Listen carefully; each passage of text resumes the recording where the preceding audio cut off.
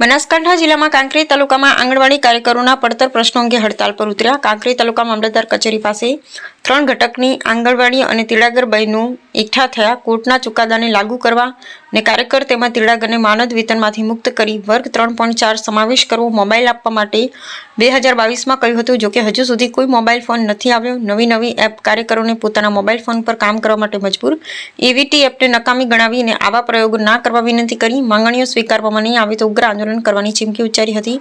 બેનરો સાથે સૂત્રોચ્ચાર કરી વિરોધ પ્રદર્શન કર્યું હતું, જેમાં બનાસકાંઠા જિલ્લા આંગણવાડી કાર્યકરોના ઉપપ્રમુખ રેખાબેન જોશીએ જણાવ્યું હતું કે સરકારે બજેટમાં કોઈ ફાળવણી નથી કરી અને અમને કોઈ જાણકારી આપી નથી। અને ત્યારબાદ આંગણવાડી કાર્યકરોએ પોતાના પડતર પ્રશ્નો અંગે હડતાલ પાડી કાંકરેજ મામલતદાર ગૌતમભાઈ દરજીને આવેદનપત્ર આપી ઘટતી કાર્યવાહી કરવા માંગ કરી હતી। ત્યારબાદ કાંકરેજ તાલુકા પંચાયત કચેરી ખાતે ICDSના CDPO રેખાબેન કાપડીને આવેદનપત્ર આપી પોતાના પડતર પ્રશ્નો અંગે નિરાકરણ લાવવા માટે માંગ કરી હતી। જોકે 3 દિવસ સુધી આંગણવાડી કાર્યકરો પોતાની કામગીરીથી અળગા રહી હડતાલ ચાલુ રાખવા માટે કહ્યું હતું। જોકે હવે સરકાર દ્વારા આંગણવાડી કાર્યકરોની માંગણીઓ પૂરી પાડવામાં આવશે કે નહીં તે જોવું રહ્યું। રામજીભાઈ રાયગોર, બનાસકાંઠા। અમારી કાર્યકરોને તેડાગર બહેનો બધી ભેગી થઈ છે કાંકરેજ તાલુકાની, અને હજી અમારે 3 દિવસ સુધી હડતાલ ચાલુ રાખવાની છે એવા આગળથી અમારી મેસેજ છે।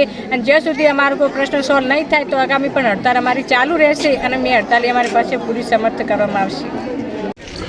મારું નામ નાઈ ભગવતી બેનડી, આંગણવાડી કાર્યકરનો ફરજ બજાવું છું। મારે સરકારને એટલું જ કહેવું છે કે તમને જો બાળકોનો વિકાસની પડ્યું હોય, બાળકોનું ધ્યાન રાખવાની પડ્યું હોય, તો જો એક ઘરમાં એક વહુ જો ઘડીએ ઓનલાઈન રહે મોબાઈલમાં તો એના બાળકોને નહીં સાચવી શકતી। એવી રીતે જો અમે જ છે આખો દિવસ જો ઘડીએ ઓનલાઈન કામગીરીમાં રહીએ તો અમે અમારા બાળકોનું ધ્યાન કેવી રીતે રાખી શકીએ, આંગણવાડીના બાળકોનું? તો સરકારને જો બાળકોની પડ્યું હોય તો કંઈક અમારું વિચારે। બસ જોશી આશાબેન, હું તેરવાડામાં કાર્યકર તરીકે જોબ કરું છું। તો સરકારશ્રીએ જે બજેટ જાહેર કર્યું એમાં અમારી કોઈ પણ પ્રશ્નને સાંભળ્યો નથી અને અમને કેટલો પગાર આપવાનો એ પણ જાહેર કર્યું નથી। એટલે અમે 12 તારીખે હડતાલ કરી હતી, પણ એના અનુલક્ષી સરકારશ્રીએ કોઈ પણ ચુકાદો આપ્યો નથી। એટલે અમે આજથી બેનો અચોક્કસની મુદત ઉપર હડતાલ કરીએ છીએ। અમે ઓફલાઈન ઓનલાઈન બધું જ કામ બંધ કરીશું જ્યાં સુધી અમારા પ્રશ્નોનો ઉકેલ નહીં આવે ત્યાં સુધી અમે આંગણવાડીઓ પણ ખોલવાના નથી કે ઓનલાઈન કે ઓફલાઈન કોઈ કામ કરવાના નથી। તો સરકારશ્રીને નમ્ર વિનંતી છે કે અમારી બહેનોના પ્રશ્નોને સાંભળો અને અમને કંઈક પણ અમારો હક આપો। જે પાયાનું ઘડતર છે એ જ અમે પૂરું પાડીએ છીએ, તો અમને કેમ તમે ગણતા નથી? અમને કેમ બધાઓને તમે બજેટમાં આપો છો તો અમને તો પણ કાંઈક આપો। અમે નાના કર્મચારી હોવા છતાં અમને તમે અવગણો છો એ વાત નથી, પણ અમને અમારો હક આપો।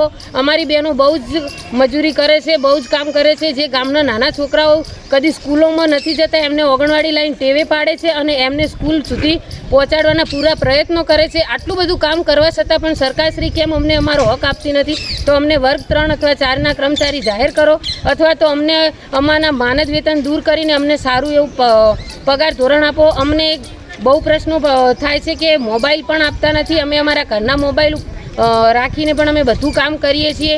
થોડી વાર માટે KYC લાવે છે તો થોડી વાર માટે એવીટી લાવે છે।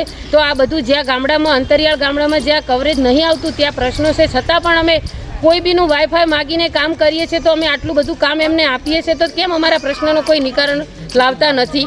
જ્યાં સુધી અમારો પ્રશ્નનું નિવારણ નહીં આવે ત્યાં સુધી અમે બધી બહેનો હડતાલ ઉપર રહેવાના છીએ।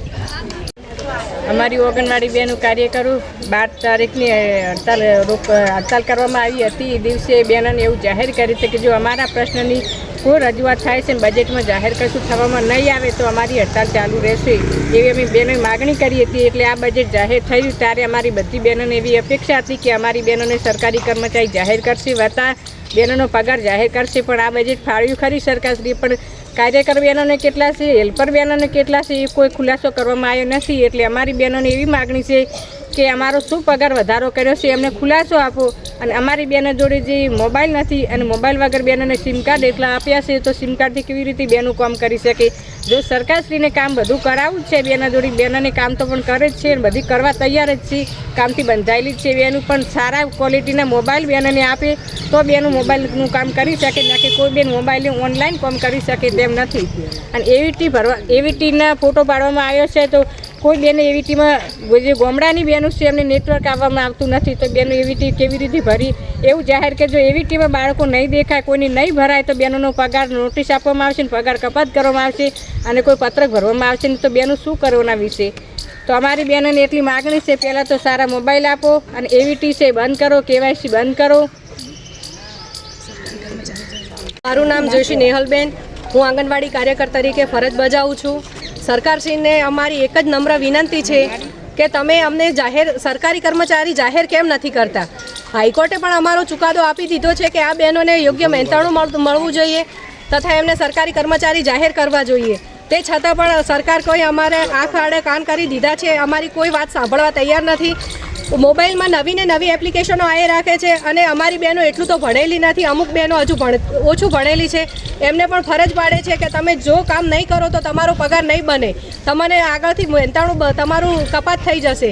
આ રીતનું આ પ્રશ્ન દરેક બહેનોને અમારે આ જ પ્રશ્ન છે સરકારને કે તમે અમારા ઉપર આવી રીતે અત્યાચાર ના કરશો. પછી એક એવીટીમાં અમારા કેન્દ્રમાં 15 થી 20 બાળકો બેઠેલા હોય છે. હવે નાના બાળકો ચંચળ હોય, એ સીધી રીતે બેસી નથી શકતા. 20 બાળકો હોય ત્યાં અમારે ત્યાં 10 બાળકો દેખાય છે, તો બીજા 10 બાળકોનું શું? આ રીતે અલગ અલગ એપ્લિકેશનો ના આપો. મોબાઈલ અમારો છે, ખાલી સિમ કાર્ડ જ સરકારે આપ્યા છે. એટલે સરકારને કહે કે જે તમે હાઈકોર્ટે ચુકાદો આપ્યો છે એના ઉપર અમલીકરણ કરો, નવી એપ્લિકેશનો આપશો નહીં અને આપવું હોય તો યોગ્ય અમને મહેનતાણું આપો. તમારે ખાલી કામ કરાવવું છે. હમણાં કેવાયસી આવ્યું છે ચણા, તુવર દાળ, MMYના સ્ટોકમાં, તો એ હવે અમારે કેવાયસી કરવાનું, દર વખતે એમના જોડે OTP લેવાનો. અમુકને મોબાઈલ લિંક હોતા નથી, અમુકને આધાર કાર્ડમાં એમના મોબાઈલ લિંક હોતા નથી એટલે આવતા નથી OTP. અમુક ભણેલા નથી હોતા લાભાર્થીઓ, તો એ OTP આપી નથી શકતા. તો પછી અમારે આગળ કામ કઈ રીતે દેખાય? એટલે સરકારને એ જ છે કે બહેનો શું ચોર છે? અમે ચણા તુવર દાળ ખાઈ જઈએ છીએ, અમે લાભ તો આપીએ જ છીએ બધાને, અને જે પાયાનું ઘડતર છે એ અમે કરીએ છીએ. તે છતાં સરકાર બહુ એટલે બહુ અમારા ઉપર આંખ મીચી રહી છે. અને જો સરકાર અમારી માગણીઓ નહીં સ્વીકારે તો અમે અનિશ્ચિત કાળની હડતાલ ઉપર બેઠા છીએ. અને અમને સરકાર બનાવતા આવડે છે તો અમને સરકાર બગાડતા પણ આવડે છે.